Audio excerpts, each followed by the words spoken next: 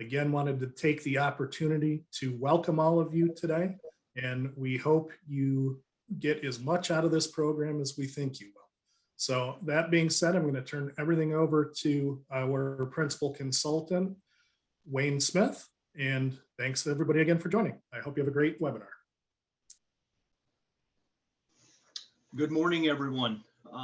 If you can hear me, someone give me a thumbs up. Make sure that the audio is working very good. Thank you very much. Welcome to the second installment of the HR webinar series. I see a lot of people returning from the first session, which was around HR strategy. This one, as Jeff said, is going to be centered around engagement, retention, and attraction. This will be a shorter webinar. The first one was a little over 2 hours. This one we will try to finish the plan content by 12. We will stick around afterwards if anyone has any questions or comments or wants to engage any kind of discussion. But I do want to be respectful for those who want to get out and get a little sunshine today before winter returns again on Sunday. Like Jeff said, please don't hesitate to jump in, ask questions, add comments. I will at times through the presentation solicit feedback. Don't wait for me. This is your session. Get the most out of it that you can. So let's kick it off. I am Wayne Smith, for those of you that weren't with us the last time. I apologize for the cat. She's saying it's lunchtime, but obviously her clock is broken. I am Wayne Smith. I am a 30-year veteran in manufacturing.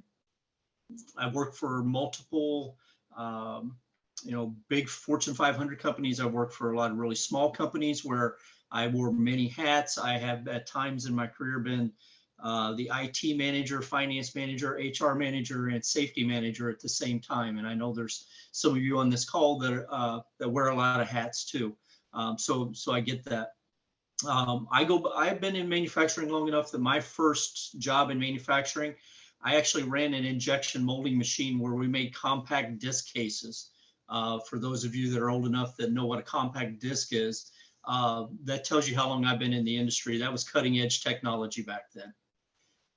So let's jump in and talk about attraction and retention. And we're going to talk a lot about engagement also. So today's agenda, we've already done the introductions. Let's talk a little bit about the survey. Everybody in this webinar should have gotten an invitation to complete a strategic HR survey. For those who have completed that survey, I have reached out to you to get some feedback when you would like to do your complimentary assessment. If you haven't completed your survey, please do so. If you don't know all of the material, that is not a problem. We will work with the material we have, but that just gives us a really good starting point to, have the discussion about what your challenges are in your organization, what you think you're doing well, where you see your gaps. And it's basically a high-level SWOT analysis. So if you have any questions about the survey, please ask me. You can reach out to Jeff or Carol at AMT. We can help you with the survey. Then we're going to talk about turnover. What is turnover? How to measure turnover? What does turnover mean? Then we're going to talk quite a bit. The bulk of this presentation is going to be around engagement and retention. And I may use those terms interchangeably. That's just my HR perspective on how I see the world. And then we're going to talk, we'll end it up by talking about attraction strategies.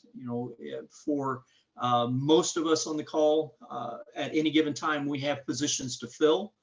And hopefully we can come up with some strategies around that to give you some things to work on your to-do list.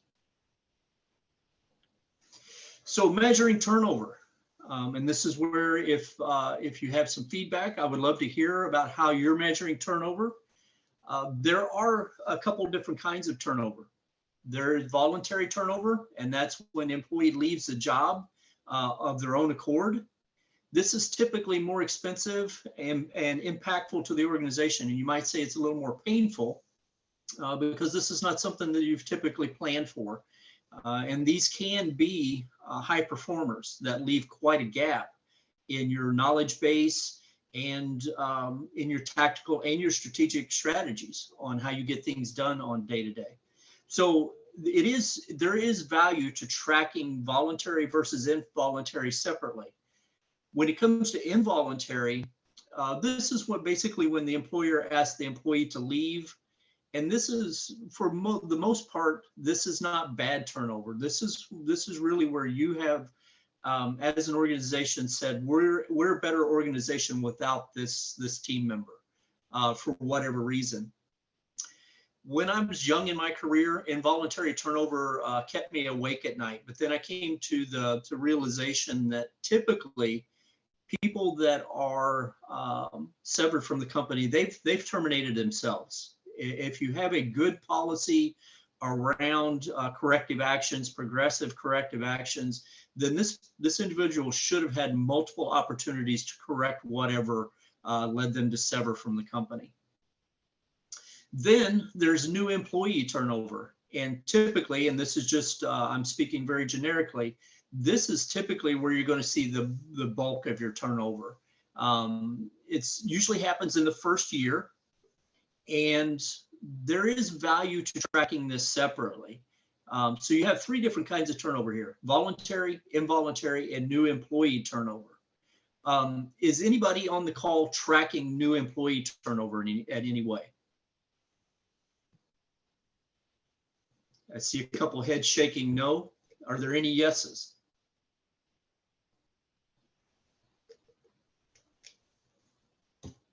We've actually had some clients that we've worked with in the past that have started recently tracking that, and they're seeing some pretty interesting trends with it. Some of them, one of them in particular, is in a very demanding industry, very, very hard type of work, and they are seeing upwards of 40% turnover. And that's not uncommon in manufacturing. There are organizations that I've spoken to recently. You can have turnover over 100%, especially if you're using temporary labor. I have in my career used up to 30% temporary labor, and you can expect at least 50 to 100% turnover with temporary labor. That's just kind of the nature of the beast. Anybody, so tracking turnover rates, this is one that is on the HR survey. Is there anybody that's brave enough to share their turnover rate? I know that there are some, based on the feedback that I got from the surveys, there were some that were quite low, under 10, 15%.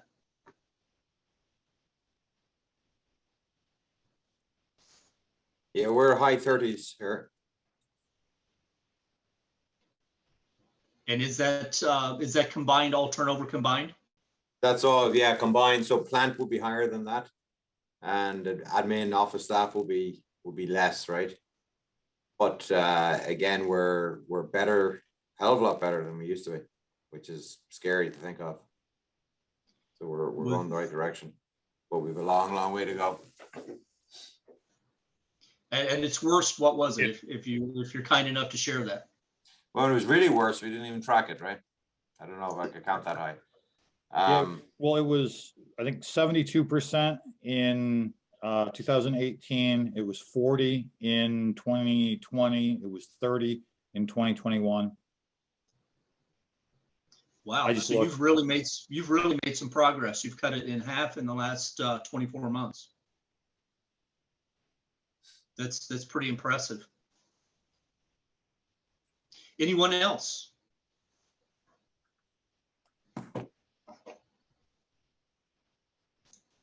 All right. And I was just gonna jump in and say as well, we've seen it really range across the board. We've had some companies as low as 5 to 10%, but we have seen some clients that are up in the 60 and 70 percentiles. But what's pretty cool is when we are speaking to some of these folks, seeing how, month by month, but also year over year, they're starting to trend down with those numbers.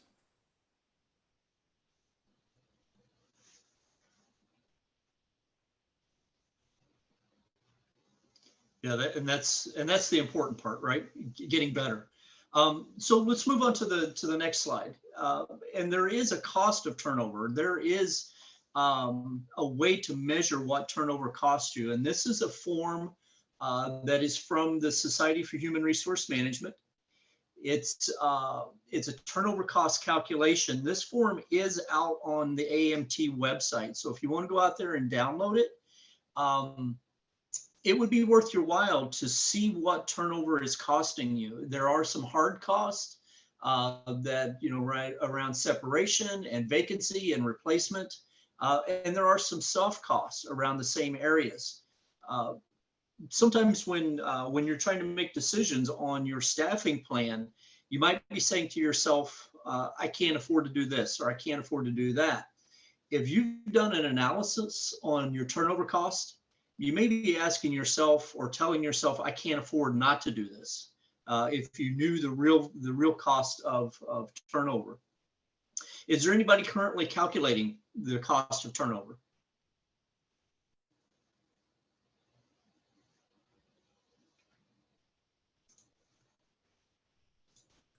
I'm not hearing any feedback, so I'm going to take that as a no. I am working on it currently. I just didn't know about it till I started the class. Okay, great. Like I said, knowledge is power. And the more you know about exactly, or even a ballpark of what your annual turnover is costing you, will really make it easier to go into your recruiting strategy and develop your budget.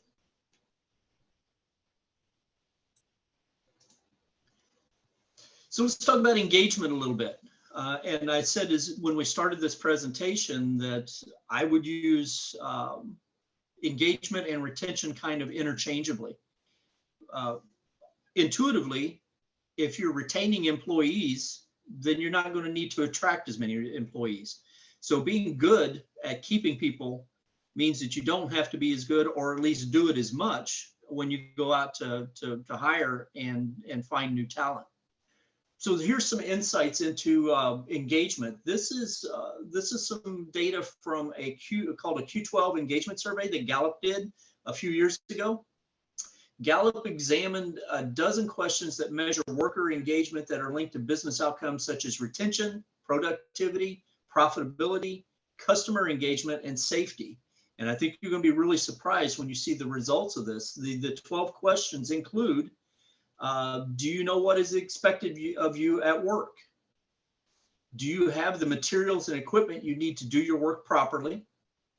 Do you have the opportunity to do your best every day? In the past 7 days, have you received recognition or praise for doing a good job? Does your supervisor or someone at work seem to care about you as a person? Is there someone at work who encourages your development? Do your opinions seem to count? Does the mission, purpose of your company make you feel like your job is important? And we'll talk about this quite a bit more. Actually, yesterday, I saw an article on LinkedIn. It was in the LinkedIn news about the number of Generation Z and millennials that are going to leave their jobs in the next 6 months. And it was upwards of 25%, just because they didn't feel like their values matched the company values, and vice versa. Are your fellow employees committed to doing quality work? Do you have a best friend at work? In the past 6 months, has someone at work talked to you about your progress? In the past year, have you had opportunities to work to learn and grow? I don't know how many of the people on this call are doing engagement surveys. I know that in our last webinar, we had a gentleman from Raymond Hadley spoke a little bit about an engagement survey that he was doing and the results that they were getting. This may be an example, and these are just example questions. There's no one size fits all, but these may be a starting point for your organization to look at, what kind of feedback are you getting? Now, I will caution you, and I'll go to the next slide to have this discussion. Don't ask for feedback if you don't want feedback. One of the worst things that you can do is to do an engagement survey or any kind of survey and then not have a plan on giving feedback about the results. That creates a lot of mistrust, creates a lack of transparency. So here's a little tribute to Jack Nicholson. Be aware that you're going to get feedback that you don't want to hear. Rarely in these engagement surveys and employee surveys, management will probably get a black eye. Now, I will tell you, a lot of the people that respond to your survey questions may not have the right focus. They may overemphasize some things, but they will take an opportunity to tell you what they think. HR will rarely get through one of these engagement surveys without some negative feedback also. And that's the challenge here, is how do you take that negative feedback and turn it into an opportunity for improvement? So once again, be aware of what you're asking for when you engage in this kind of activity. The case for engagement. So this is the second part. These are the results around this engagement survey. So it was Gallup. I put a little more information in here so you know just the parameters. It was 339 research studies across 230 organizations, 49 industries, and 73 countries. Basically, what it comes down to is the difference between the groups that the respondents, the average was in the top quartile versus the bottom quartile. This is the difference in their performance. There was a 10% difference in customer ratings. There was a 21% difference in profitability, 20% difference in sales productivity, 24% difference in high turnover organizations, and that's more than 20%, and 59% in low turnover organizations. That's huge. That tells you engagement has a lot to do with retention. The next one blew me away.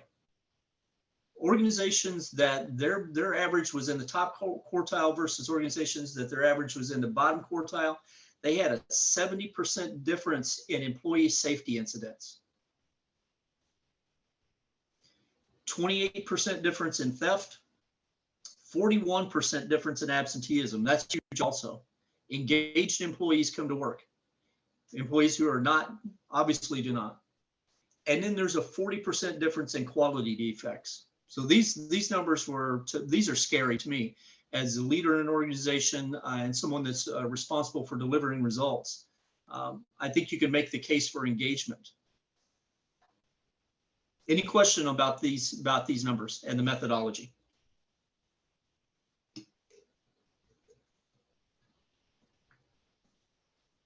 Had anybody seen this information before? Was anybody aware of these differences?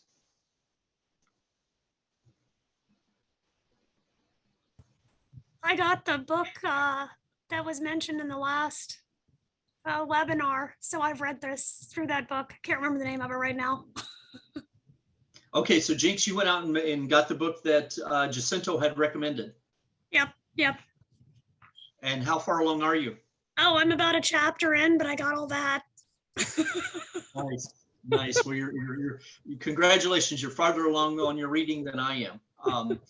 And that's one thing I failed to do. And Jeff, let's make a note on that. I would like to put a link to that book that Jacinto had recommended in the HR strategic planning. And I don't remember the title of it either. First Break All the Rules, I think is the name. First Break All the Rules. I think so. Awesome. Thank you. So let's talk a little bit how to spot engaged employees, or more importantly, how to spot employees who are not engaged. They typically are energized. They have pride in what they're doing. They are, for the most part, engrossed in what they're doing. They seem to be not distracted very easily when they're engaged with the process that they're involved in.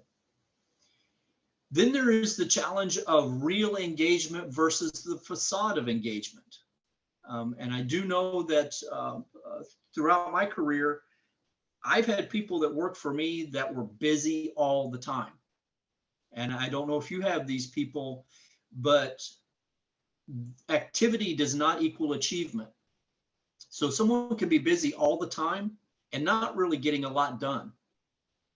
So that may be one of the challenges that as leaders, that you teach yourself to know the difference. That can be a training opportunity if you have people that are running in circles. And then, of course, understanding on how to spot people who are not engaged. What's from the group? What's one of the quickest ways to spot someone that's not engaged that you've experienced? Well, the opposite then he knows, someone who's just real lethargic and has no pride in their work. Checked out, basically. Yeah, and what does lethargic look like? Could be looking and sitting down reading the newspaper. Not engaged. Lack of attention, unmotivated. Doesn't show up to work. Shows up late. That's a great indicator. How many people track tardiness in your attendance program? And that can be a great indicator of, there can be challenges. I have bought alarm clocks for people, but that's typically not the problem. If you don't have the motivation to get to work or get to work on time, that's a good sign. So what do you do, Jennifer? What's your first step when someone has a problem with tardiness? I sit down and talk to them and find out why they're being tardy. What's going on? Is there a problem with maybe daycare? Is there a problem with the way to get to work? Or is it they just don't want to work? And just find out exactly where they're at. If they can't get to work, I try to help them find a way to get to work. If they can't find daycare, I try to help them find somebody who can, safely watch their child. If they just don't want to show up, then I find out what the reason is they don't want to show up. So the first step is basically a coaching and counseling. It's an investigation on your part, which is the perfect place to start. Typically, kicking someone when they're down is not the appropriate way to approach that. That's actually a very benevolent approach that not all employers take. It sounds like you at least have the understanding. What else? What are some other signs of disengaged employees? And we cheated a little bit. We looked at the results of the Gallup survey first, but is there anything else that you've recognized that we should talk about? Constant negative interactions with other employees. Perfect. Not happy. Perfect. Combative. People that can't get along with anyone. How many times have you sat down with these employees in during your coaching and counseling and they are trying to convince you it's everybody but them? Well, when you draw it up on the board and the only common denominator is that person, then it kind of gives you a strong assumption on what's going on. Perfect. Anyone else that has any examples of how to spot disengaged employees and how you handle that? Maybe a more subtle one would be they're not engaged in like continuous improvement or team building. Mm-hmm. Yep. And can you explain that a little more? What would be an opportunity around continuous improvement that they would miss? I think continuous improvement is something that all employees should be engaged in. So like if you're not seeing continuous improvement ideas or they're not being, one of my sayings, if you're not part of the solution, then you're part of the problem. So like if we got a problem and we're trying to identify solutions for that, them not bringing their part is just showing that they may not be engaged. So that might just be a warning sign there that we need to get them engaged and feel like that their value for the team and team involvement. Great. That's a great example. We don't want to spend too much time on this. We could spend days talking about this slide alone. So one other question is, has drugs or alcohol ever manifested itself in this area? Have you ever noticed, issues? Have you ever had to do a reasonable suspicion? I've seen it in a couple of different instances, particularly absenteeism after payday, as well as people not showing up to work on Fridays or Mondays. Yep. I think that also we had an incident a couple weeks ago where a person came in, they were combative, like I said before, they were picking fights with other employees, they weren't happy, threatening to leave, and I believe they were under the influence of alcohol. So we had to address that. We had to talk to them and say, is there something going on, and then kind of talk to that employee and just find out ways that we could try to help them or decide whether or not they're just not happy there. They need to maybe move on, because it seemed like a constant thing that we noticed we kind of had to keep an eye on. And not everybody gets more lovable after a couple of drinks. There are those that get combative. So these are all great examples of ways to spot engaged and employees and employees who are not engaged. And like I said, we could talk about this all day, but maybe we come back to it. Let's move on. Let me see if we can get to the next one. And we've kind of touched on some of these in this conversation over the last few minutes about well-being. Because well-being is not something that is just about being at work. It's about general well-being. As Jennifer talked, you have somebody that comes to work that is combative, may or may not be under the influence. There may be something going on at home. This is maybe not be about work or the relationship they have with their supervisor. And this is where Jennifer had said, that's where she makes that probing, has that probing conversation about, what's going on? Do you need help? What can we do for you? And some of those things are manifested in the physical, overall health, their stamina, their energy. I think someone said lethargic, psychological stress, optimism, confidence, control. It may be something where if you notice somebody that's always double checking with their supervisor, always going to the coworkers and asking questions, and they've been trained properly, and you think that they should be able to make decisions. Maybe it's a confidence issue. Maybe it's a psychological issue where they're not comfortable in their current position. And then there's the social part of it, work relationships versus work-life balance. And I will hope everybody looks at work-life balance. A lot of people look at work-life balance as the number of hours you work versus the number of hours you don't work. But there's a lot more to work-life balance than that. There can be elements of equity, respect, and connectedness. And we'll talk a little bit more about work-life balance in attraction, but I just wanted to throw that out there to think about, even if somebody's not working a ton of overtime and you think that they should have a work-life balance, maybe they don't. Maybe when they're at home, there are other things going on that are causing conflict. How to drive engagement. So there are things that you can do about engagement. People really respond to opportunities for development. And this goes really hand in hand with that LinkedIn newsletter that went out yesterday, where it says here that Generation Z, and I'll read just a little bit of this to you. Generation Z, which are people that are born after 97, 25% of those people are planning on leaving their jobs in the next 6 months.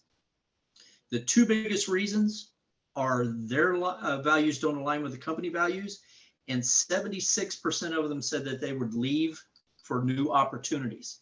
And that's all around training and development. And the biggest way for us as managers and HR professionals and hiring managers and department managers is make sure we have a succession planning. And you're having those conversations. I call that continuous dialogue, where you're talking to that person at least quarterly about, are we meeting your expectations? Are you going where you want to go? Are you getting satisfaction from your position?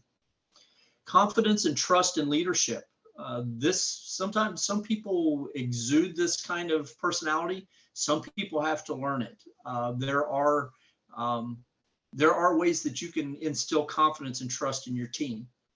One of the ways of doing that is recognizing them and rewarding them. And I put in here in parentheses, be comfortable saying thank you. It doesn't take a lot of effort, but just recognizing someone for doing something well, that goes a long way.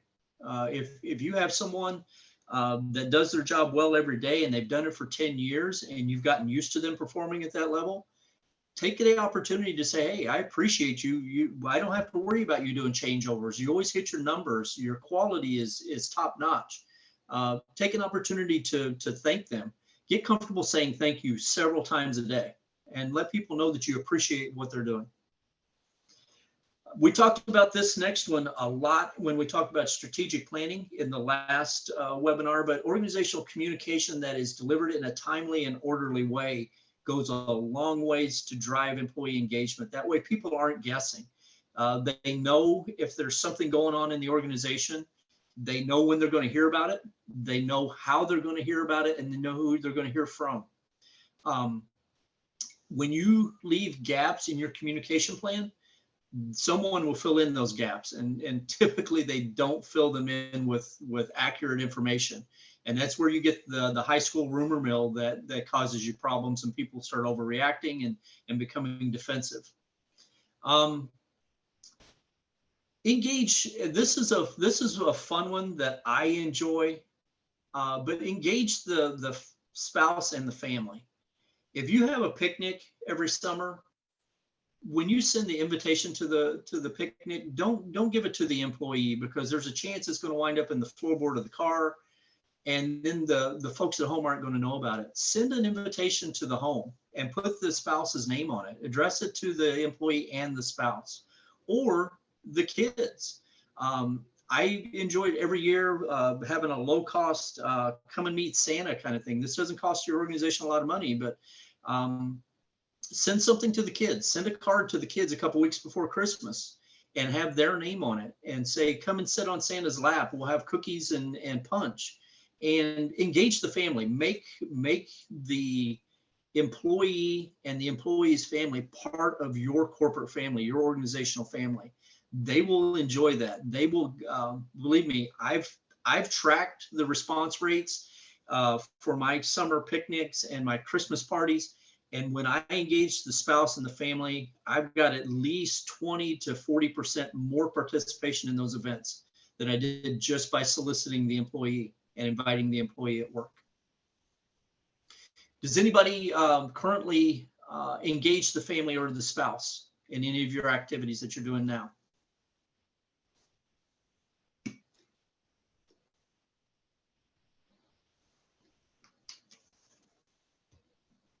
They don't really have a lot of engaging activities currently. I just came back a couple months ago, so I'm trying to get things back into play. Before I went out on maternity over a year ago, I did have this in place, but they kind of let it go once I left. And it's typically, like I said, it's typically not a big heavy lift for the leadership team, and it's typically not a huge cost. And employees, I will tell you, employees get a big kick out of seeing the plant manager in a beard and Santa Claus hat. That's a part of engagement that you have to be brave, because you will encounter some things you don't expect, especially with the little ones that are still in diapers. But it's well worth the effort. I will tell you that. Wayne, one of the things I would add too on the thank you is, be specific. Like, what are you thanking them for? The quality of their work, or, just showing up every day, or, I think that's really important, is to tie it back to the type of behavior that you'd like to continue to see or see more of. And Carol, you beat me by about 3 slides, but you I'm so nailed sorry. it. You nailed it. No, it's great. It's great that we're on the same page. And I love that, because, even if it's not something huge, if you have someone that's first every month at the end of the month getting their reports into you, tell them and tell them in front of a group and say, hey, you're always on top of this. Thanks for being first. I appreciate your attention to detail. So that is a great point. And it will drive, believe me, when you compliment somebody, it will drive them to maintain that level of performance. And it will create some friendly competition too. Other people will try to get some of that adoration also. Managers and supervisors. are the key to engagement. This is where the rubber meets the road. This is where your team members, this is where they get their direction. So your managers and supervisors need to be well-versed in communication. And I hate to keep harping on communication, but this is such a big key for the organization. Be good at communicating positive feedback and be good at communicating negative feedback.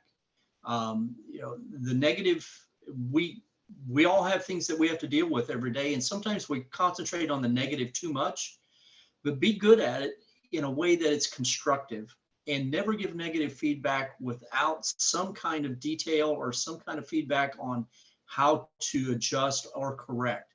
Negative feedback for the sake of negative feedback has no value unless there is a way to make it better constructively. Consistency. I know we all have good days and we all have bad days, but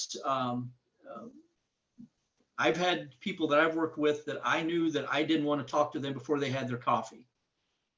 That's not a picture of consistency. You want to make sure that you're putting a face forward for your organization as a manager or supervisor, that people know they're going to get the same reaction out of you no matter what the situation. One of the greatest skills that any manager, any leader, any department head can master is staying calm. And you want your team to understand that no matter what's going on, when they come to you, you're going to be calm, cool, and collected. Next is caring. And this goes back to one of the previous slides where this was in the Gallup poll. Does someone in your organization, do you perceive that they care for you? Ask them questions. Ask people questions about who they are and how they are and what they're doing and how their day's going. And for those of you that are in Generation X like me, the challenge is not asking the question, but standing still and being quiet long enough to get a response.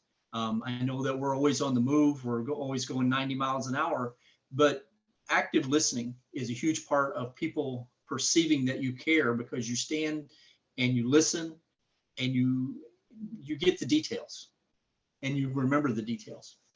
Being problem solvers. This is what managers do, right? They eliminate roadblocks. They solve problems. So be an active, engaging problem solver and eliminate roadblocks. Break projects down into manageable components. There's a saying, how do you eat the elephant? One bite at a time. So make sure that your team members have manageable pieces of projects that they can master, and they can celebrate small successes. That builds on bigger successes. And then finally, and this is one that I really love, defend your direct reports. Let them know that you have their back. If something goes sideways, don't assume that there's a problem in your team. Step in and say, hey, there's a problem. Let's get to the bottom of this. I'm not making any assumptions. But at the end of the day, let them know that you're there for them, and you've communicated with them your expectations. You're assuming they're meeting those expectations, so you got their back.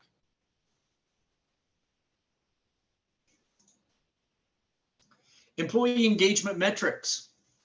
And we've touched on this, so I'm not going to spend a lot of time here. Employee absence rates, as the Gallup survey showed, workers' compensation incident rates, revenue per employee. These are all things that you can measure. Yield ratio, this comes to recruiting. This measures how many people you recruit versus how many people you hire. If you're interviewing 100 people per hire, there may be an opportunity for improvement with your hiring process. And then your turnover rate. We've already beat turnover rate to death, but it's a good indicator that engagement is not going the way it should.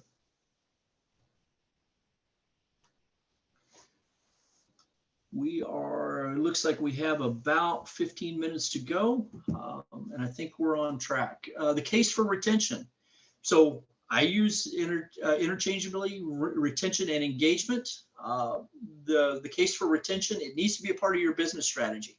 Keeping people doesn't just happen by accident. Organizations that have high retention rates, that doesn't just happen. That takes a lot of work. That takes as much work as attracting talent and hiring people. So this is where you, as an organization, basically have to make a decision. I'm going to be good at retaining, so I don't have to be good at attracting. It starts in the interview process. When you start interviewing people, start talking about your organization, why they want to be there and why they want to stay there. This gives you an opportunity to start talking about your organizational brand. Do stay interviews. I know a lot of organizations, we focus on getting that exit interview done so we know why people leave, but we don't spend a lot of time figuring out why people stay. And this is a great opportunity, and we'll do a deeper dive on this in a moment. And then recognition programs. Here are some examples for stay interview questions. And a stay interview is something that doesn't take a lot of time. It should be 30 minutes or less. It's not an HR function. This is something that should take place between a manager or a supervisor and the employee. And it's basically a pulse check. And this is a great thing to do with people that have been with the organization for more than a couple of years, that have high performance. And you can ask them, what do you look forward to when you come into work each day? And you may flip that question also. Say, what do you not look forward to when you get out of your car every day? When you're walking to the building, what's going through your mind that you're thinking, God, I hope I don't have to deal with that again today? So this is a great question to ask in a couple of different ways. What do you like most or least about working here? And be prepared to deal with the feedback. Make it an opportunity where people can give you the truth. What keeps you working here? If you could change something about your job, what would it be? I always ask this as the magic wand question. If you had a magic wand and you could use it one time, what would you change here? What would make your job more satisfying? This typically comes along with maybe job enrichment or job expansion. How do you like to be recognized? And this is you're going to get different feedback based on different generations, generally. Typically, baby boomers don't like to be recognized in public. They would like to have some more one-on-one or private recognition, whereas the millennials and the Generation Z like public recognition. They like to be called out in a group so people can share the recognition with them. What talents are not being used in your current role? What would you like to learn? And these are great questions to use for development.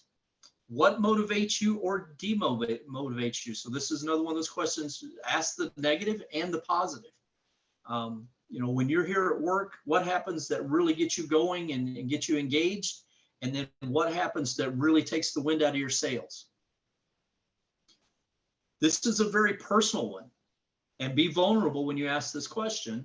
What can I do to best support you? And once again, this goes back to the Jack Nicholson slide. Don't ask if you don't want to know, because if you ask this question and someone gives you an answer and then you don't do it, you've basically thrown away some of your credibility and your trust.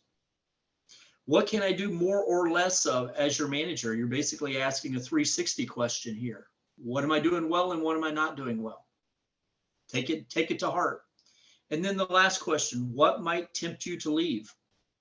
What is, you may get the response, more money, but the numbers show us in most of the recent studies that it's going to be a response around opportunity for development, for training, for growth. And this is probably what you would expect to see on question 12 here. Any questions about the stay interview questions? If you go out, you can Google, there are a lot of really great stay interviews. I took most of this content from SHRM. Is there any questions about this content?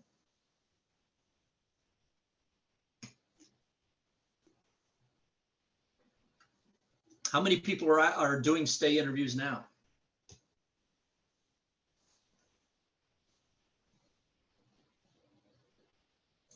Or have you ever done them?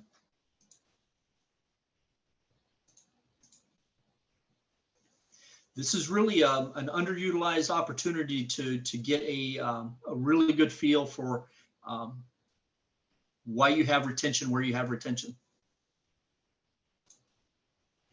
Performance management. This can be another great retention tool. I've talked to some of the teams in the last few weeks that don't have an established performance management system.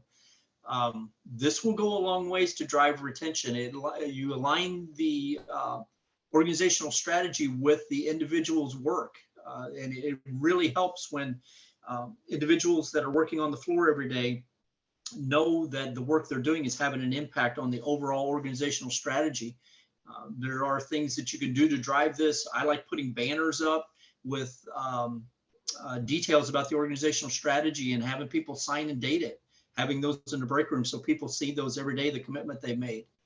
The next one is what behaviors and results you're willing to pay for. And someone touched on this a little earlier. This is a great opportunity to say, we as an organization, we value these behaviors and these results. We're willing to pay this amount of money for it. And this is the expectation.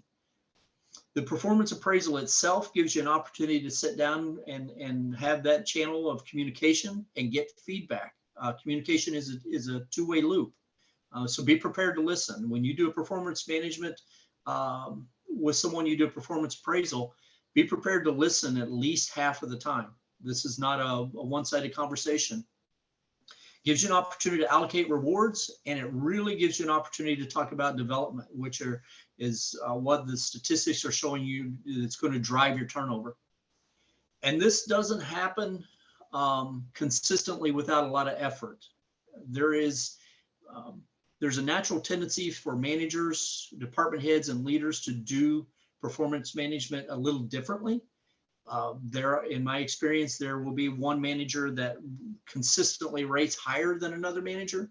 This is where managers and supervisors that are doing performance management and doing performance appraisals need to be trained and need to be on the same page, so there is a perception of equality across the organization when it comes to performance rating. One manager that's a really hard grader versus another manager that is very lenient and very benevolent, that's going to drive inconsistency and lack of trust in the process. Your staffing strategy, once again, it must align with the organizational strategy. If your organization is planning on putting in new equipment and the HR group and the hiring managers are not aware of that, then there's probably going to be a gap. Have a short and long-term plan. I've spoken to many of you over the last few weeks about, I don't think I've talked to anybody that is not concerned about the gray tsunami, about the number of people that are going to be retiring over the next 5 to 10 years.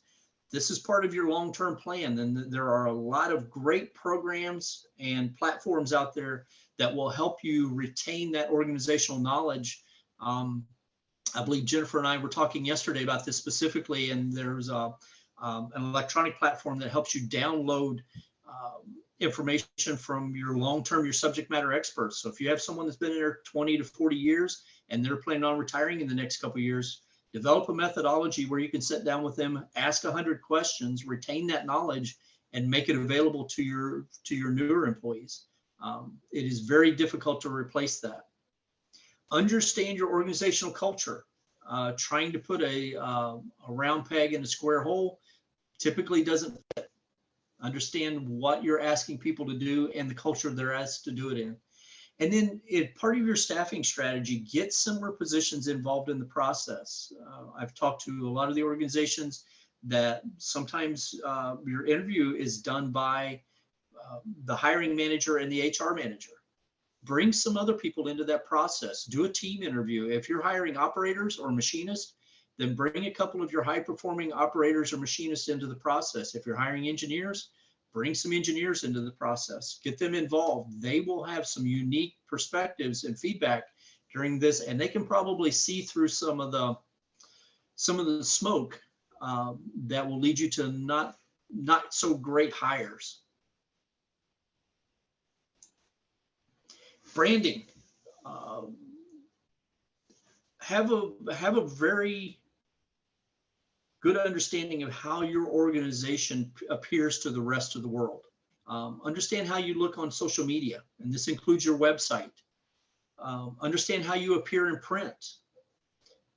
How are you presenting yourself in recruiting events? If you're trying to send, and I'm not being an ageist here, and I'm not being discriminatory, but if you're trying to appeal to a group that is in their 20s, then send some of your 20-somethings out to recruit them. They want to hear similar stories and they want to hear similar ideologies. Are you involved in your community? If people go to local high school games, do you have a banner on the outfield fence that has your company logo on it? Are you supporting your local softball teams, soccer teams, Little League baseball? It's not a huge spend to sponsor a Babe Ruth baseball team. Word of mouth referrals are probably going to be your strongest opportunity for branding. This means that people in your organization, the way they're talking to other people, if people at your organization are not engaged, if they're angry, they're not happy where they are, they're going to tell people about it. And it's going to make your branding strategy and your attraction strategy very difficult. Have a hook. Have something that sticks in the back of your mind. And I'm not suggesting everybody go out and hire a PR manager, but have something that you talk about in your organization that is a common phrase. Burger King had "Have It Your Way." GE had "We're bringing good things to life." Come up with something that defines your organization, a sentence that you use a lot of the time, even if it's something as simple as safety first, quality always. You know, it's not hard to adopt something like that where people start identifying with it. And think about generational differences. There's a lot of information that organizations are developing and designing their outward looking brand differently when they appeal to different age groups. So there are, you will see over the next several months that even things like Indeed, the interface for certain jobs will look different for the interface for other jobs. So senior level positions will have one interface. Entry-level positions will have another interface. So think about how you appear and how you appeal based on the visual. And you know, some groups have gone to putting music on some of their electronic media that appeals to people of a certain age group. Recruiting, up-to-date job descriptions are very important before you start. Make sure that you're recruiting for the position that you need. If there's a lot of extra things on the job description that are not relevant to the job, then you're spinning your wheels and doing a lot of work that you don't need to do, looking for people that don't have, people that have skills that you don't specifically need those skills. Pre-hire testing, take advantage of pre-hire testing. There are a lot of ways to check to see if people have the skills that you need. That can include language skills, locating information, mathematics, tool usage. There's a lot of simple ways to do a pre-hire test. Internally, when you're hiring internally, referrals, I will say this, a referral program is going to be your best friend, an HR person's best friend. A referral program, even if you look at the new Department of Labor studies or survey from New York State, the referral programs are by far the most efficient and highly used program when it comes to recruiting. It checks a lot of the boxes. You're talking about engagement, you're talking about branding. A good referral program will be your best friend. You will have a queue and it will minimize the time that you're out looking for people. Succession planning, external opportunities. Look to institutions, junior high and high school, middle schools. If you don't have a presence in the institutions in your area, think about that. Put that in your strategy. Start thinking about your long-term plan and how you're going to recruit people in 2 to 3 years. Internships are another big opportunity. I know that there are some success stories in this group that I've talked to about. They started with their organizations in an internship. And then down at the bottom, realistic job previewing. Before you bring anybody into your organization, make sure you've done a realistic job preview, whether that's a tour or an opportunity to shadow someone, but make sure they've seen the good part and the bad part. A lot of realistic job previewing or people's definitions of job previewing is a real unicorns and rainbows kind of thing. But if it's hot, it's wet, it's cold, And there's a lot of bending, stooping, pulling. Make sure people see that in the interview process. It helps you avoid buyer's remorse. And then work-life balance. In the attraction process, in the interview process, start talking about what people do outside of work. Talk about banking. There's all kinds of opportunities to partner with your local banks. They will come in at no cost to you and talk about investing. Your 401k companies will do this as a service most of the time. They will come in and spend the day with your employees and talk about investment strategies. There are all kinds of opportunities to partner with your local businesses to provide household needs, laundry services, promote your EAP and your legal assistance, wellness programs that your benefit providers, your administrators can provide, weight loss programs, exercise programs, help people to stop smoking. And then another opportunity is creating incentives for healthy lifestyles. For most of you that offer benefits, you have a premium for those benefits. There are opportunities to work with those third-party administrators to lower the cost of those benefits for people that are doing the right things. And ultimately, they're lowering the cost for you in your utilization rates. So that may be another opportunity. Work permits, I'm not going to spend a lot of time on this, but for those of you that are having trouble recruiting for skilled positions, especially around R&D, science, engineering, look to work permits. There are a lot of highly talented, highly skilled people in this country that are working on student visas, that are working on master's degrees and PhDs.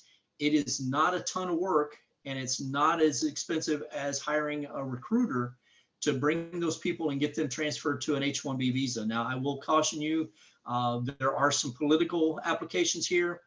So this can change a little bit depending on the current administration in this country, but this is a huge opportunity. Think outside the box for attraction. There are a lot of wacky things out there the companies are doing. They're offering transportation. They're looking at benefits opportunities. They're looking at housing, daily pay. I put this on there. I'm not recommending that you go to a daily pay structure, so don't send me any explosives in the mail. But this is just an idea. This is just something that companies are doing to attract people. People are doing things like pet insurance, student loan repayment. Think of all of the perks that are inherent in your local community that you can put on this list. And then lastly, onboarding and orientation, make the first day impactful. We all know, or I think we've all experienced the first day on the job, that it can be a mess, and it can be less than constructive. Spend some time, spend some effort, and make the first day impactful. Structure the first year. Make opportunities, regular opportunities throughout the year, maybe once a month, for people to learn more about the organization. Use your buddy system. Succession planning starts on day one. When someone gets there, start talking to them about what they want to do next.